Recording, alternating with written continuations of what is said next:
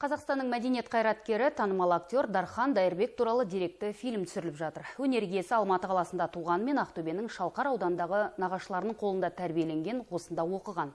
Сол себепті актер туралы деректі фильмнің алғашқы түсірілімі Шалқардан бастады. Танымал тұлғаның сыныптастарымен, ұстаздарымен тілдескен. Ал Ақтөбеде әріптестері екі езу театрының ұжымымен жүздесті. Дархан Дайырбек өнер көрсеткен Теріс қақпай театры мен жергілікті ұжымның байланысы да деректі фильмде жіті айтылмақ.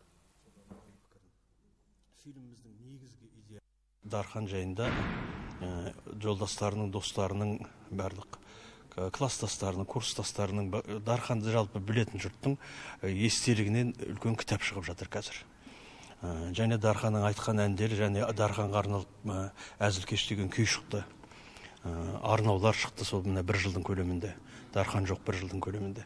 Міне сол арнауларды және Дарханның өзін сахнада айтқан әндерін бәрін қосып, үлкен диск шығарып жатырмыз. Ал мынау үшінші жұмыс Дархан туралы деректі фильм. Деректі фильмді биыл жазға дейін түсіріп, көрерменге ұсыну жоспарда бар. Еске салсақ, актер Дархан Дайырбек Теріс қақпай театрының әртісі ретінде көрерменнің ыстық ықыласына бөлінген. Кино актер ретінде де жақсы танымал. Ол өткен жылы 52 жасында өмірден озды. Дарханмен мен алғаш рет біз 2001 жылы Алматы қаласына жастар сарайына, студенттер сарайына біз алғаш концертімізді бергенбіз. Сол кезде біздің жерлесіміз Жанар Айжанова осы Дарханды ертіп келді.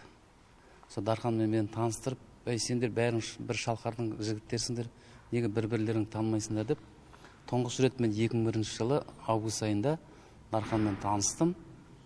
Содан әрі қарай біздің таныстығымыз, достығымыз жалғасып кетті. Бірге концерттік сапарларға да шықтық. Біздің енді шығармашылық байланысымыз өте жақсы болды.